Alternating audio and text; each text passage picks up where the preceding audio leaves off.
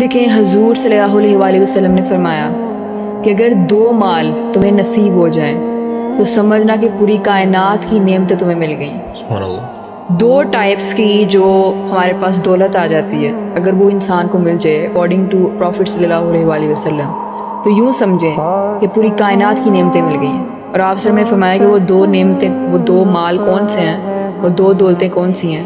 پہلی ہے معاف کرنے کی دولت اور دوسری ہے یقین کی دولت۔ بے شک۔ کہ وہ انسان جس کو اللہ تعالیٰ نے اتنا ظرف بخشا ہے کہ کوئی بھی اس سے برا سلوک کرتا ہے تو وہ اللہ کے سپرد اسے کر دیتا ہے اور اللہ کی رضا کے لیے اسے معاف کر دیتا ہے، تو یہ سب سے بڑی دولت ہے۔